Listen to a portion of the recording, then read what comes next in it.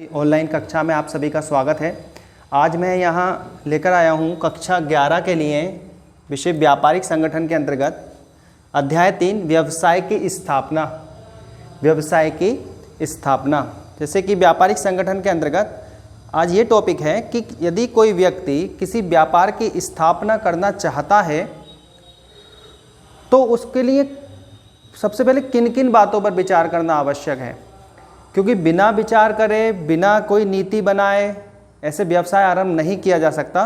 तो व्यवसाय आरंभ करने से पूर्व वो किन किन बातों का ध्यान दे, किन किन बातों को वो गौर करे, तो उसी से संबंधित मेरा टॉपिक है व्यवसाय की स्थापना से पूर्व विचारणीय बातें। यानी वो व्यवसाय करना चाहता है वो किन किन बातों को उसे ध्यान में रखना चाहिए। ठीक है, इम्पोर्टेंट 11th के हिसाब से है।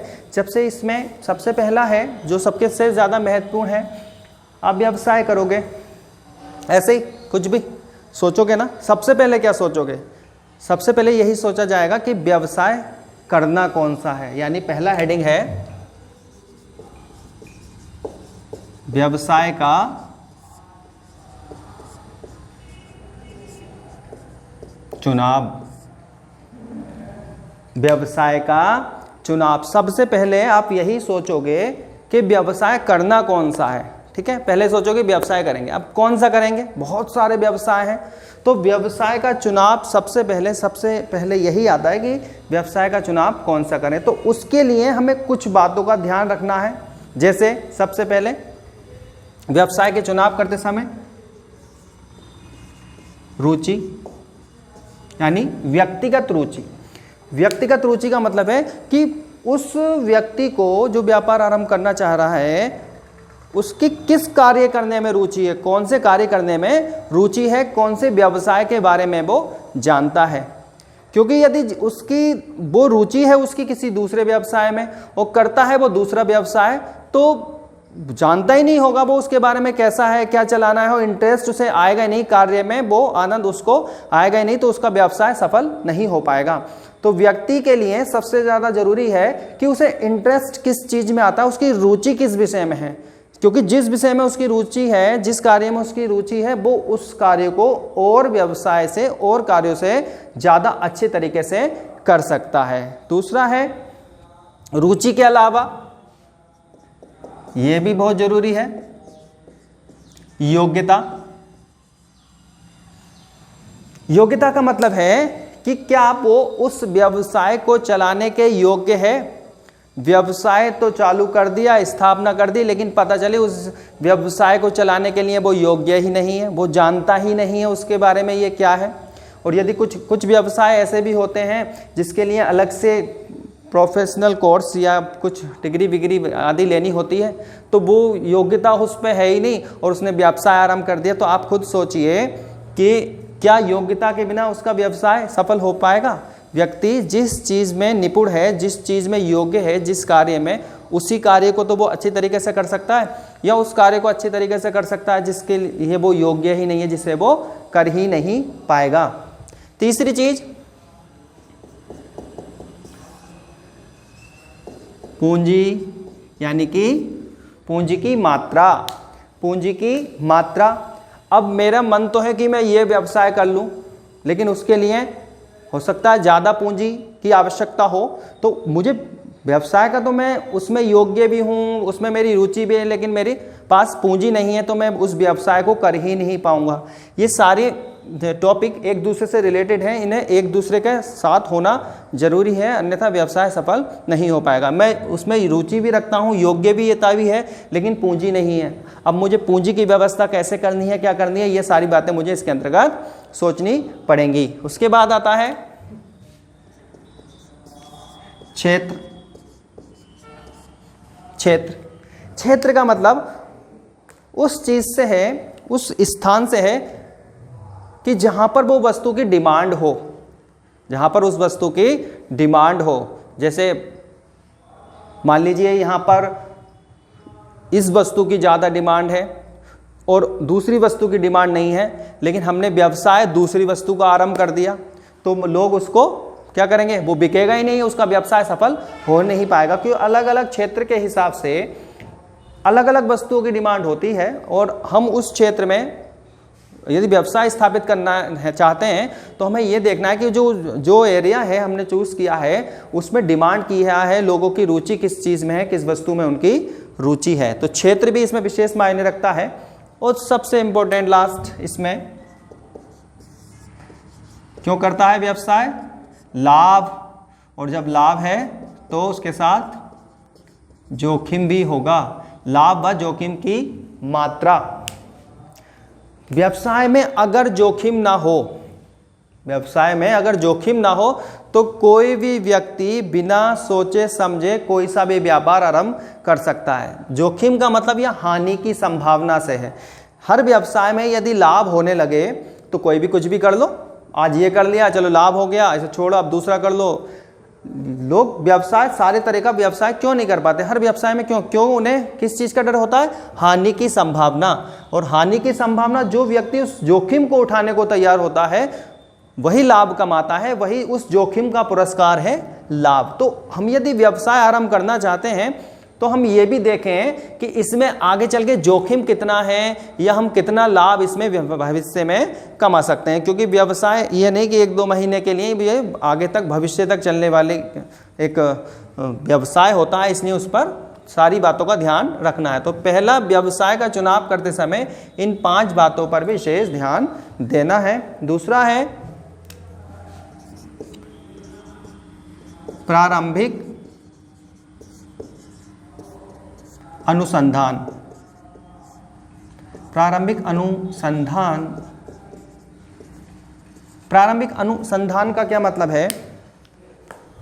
प्रारंभिक अनुसंधान, यदि कोई व्यवसाय स्थापित करना चाहते हैं तो यह नहीं कि एकदम से कर दिया। सबसे पहले उस व्यवसाय के बारे में लोगों से जानकारी प्राप्त करनी है कि ये माल कहाँ से प्राप्त होगा, कच्चा माल कहाँ से प्राप्त होगा, कहाँ से सस्ता प्राप्त होगा, किस यातायात के साधन से आएगा। ये प्रारंभिक अनुसंधान के अंतर्गत, यानी व्यवसाय की स्थापना से पूर्व उस व्यवसाय के बारे में थोड़ी पूछताछ, जानकारी इकट्ठा करने से, जिसको रिसर्च बोलते हैं, रिसर्च यही होता है कि किसी कार्य को करने से पहले उसके बारे में पूरी तरीके से, अच्छी तरह से जान लेना। तो तभी हम उस व्यवसाय को करो। मान लीजिए मैंने दुकान किसी चीज़ की खोल ली, अब मुझे ये नहीं पता कि इसका मैं माल कहाँ से उठा कर लाऊं, कौन से व्यापारी से ज़्यादा खरीदना अच्छा रहेगा, कौन कम मूल्य पर देगा, किसकी माल के में क्वालिटी है। तो ये सारे प्रारंभिक अनुसंधान ही हैं जिसके अंतर्गत व्यवसाय की स्थापना शामिल है। आगे है व्यावसायिक संगठन का स्वरूप। व्यावसायिक संगठन का स्वरूप। व्यावसायिक संगठन का स्वरूप का मतलब व्यवसाय कई प्रकार के होते हैं। एकल व्यापार, साझेदारी फर्म, कंपनी। तो वो किस में से क्या चूज करना चाहता है? पहला, एकल व्यापार। एकल व्यापार, एकल व्यापार का मतलब है कि जिसमें वो खुद ही पूंजी लगाए, खुद ही वो अपने आप अकेला मालिक। जहां एकल व्यापार का मतलब है जहां व्यापार का केवल एक ही स्वामी होता है, वही सारी लाभ हानियों के लिए उत्तरदायी होता है, वही सभी चीज़ व्यवसाय को पूरी तरह से वही संचालित करता है। एकल व्यापार। तो व्यवसाय का स्वरूप कैसा हो? क्या वो एकल व्यवसाय के अंतर्गत आएगा? वो किसी को पार्टनर नहीं बनाएगा, सब खुद अपनी पूंजी लगाएगा, खुद अपना व्यापार करेगा, तो उसे ये व्यवसाय का स्वरूप करना है। या उसे साझेदारी फर्म खोलनी है,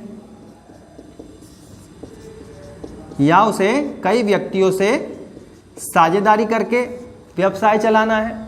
साझेदारी व्यवसाय में कम से कम 2 अधिकतम 100 व्यक्ति हो सकते हैं, तो उसे साझेदारी व्यवसाय के अंतर्गत अपना व्यवसाय करना है। मान लीजिए उसे उस पर रुचि भी है, योग्यता भी है, लेकिन पूंजी नहीं है, तो उसे यदि हमें इन सब 5 का मिश्रण यदि चाहिए तो हमें साझेदारी व्यवसाय ही करनी है। हमें रुचि है, योग्यता भी, लेकिन पूंजी नहीं है, तो पूंजी में ऐसे व्यक्ति को ढूंढूंगा जिस पे पूंजी हो।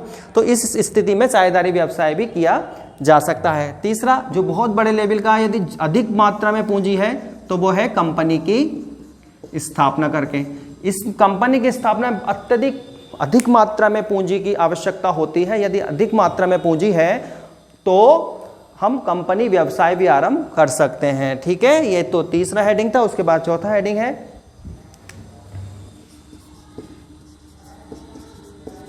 लाइसेंस। लाइसेंस प्राप्त करना। सरकार द्वारा कुछ व्यवसाय ऐसे निर्धारित किए गए हैं जिनको करने के लिए सरकार की अनुमति प्राप्त करनी जरूरी होती है। लाइसेंस का मतलब है सरकार द्वारा अनुमति देना किसी चीज़ की, किसी कार्य की। तो कुछ व्यवसाय ऐसे होते हैं जिनको करने के लिए सरकार की पूर्व अनुमति लेनी होती है, जो कि लाइसेंस कहलाती है। लाइसेंस आप देखते होंगे, बहुत व्यवसाय ऐसे होते हैं जिसको करने के लिए लाइसेंस, ये निर्धारित व्यवसाय हैं। ये व्यवसाय निर्धारित है कि किस व्यवसाय को करने के लिए आपको लाइसेंस चाहिए होता है। तो आप ऐसे व्यवसाय का यदि चुनाव कर रहे हैं जिसमें लाइसेंस की आवश्यकता है, तो सबसे पहले आपको लाइसेंस प्राप्त करना पड़ेगा। उसके बाद उस व्यवसाय को आगे बढ़ाना पड़ेगा। यदि आपने लाइसेंस ही प्राप्त नहीं किया तो वो व्यवसाय नहीं बनेगा। ठीक है, तो बहुत से व्यवसाय ऐसे हैं, उसकी जानकारी आपको लेनी है, तब आगे जाके लाइसेंस बनवा के तब व्यवसाय करना है। ऐसा नहीं कि लाइसेंस बनवाया नहीं और व्यवसाय चालू, तो वो आपका जो है इलीगल माना जाएगा, उस पर आप पे कार्रवाई हो सकती है। ठीक है, नेक्स्ट स्थान का चुनाव। स्थान का चुनाव, मान लीजिए आपने किसी बड़े व्यावसायिक स्वरूप को चुना, बहुत बढ़िया, आपने अपना व्यवसाय आरंभ किया, लेकिन एक ऐसी जगह किया जहां यातायात के साधन ही नहीं है। मान लीजिए आपका किसी बड़ी गाड़ी से, ट्रक से माल आ रहा है, तो वो ट्रक ही आपके गोदाम तक नहीं जा पा रहा, सड़कें या गलियां छोटी हैं। तो हमें यदि कहीं दूर माल भेजना है तो उसे कहाँ पहुँचाना है। अगर हमारा व्यवसाय नेशनल लेवल का है तो उसके लिए हमें ट्रेन की भी आवश्यकता हो सकती है।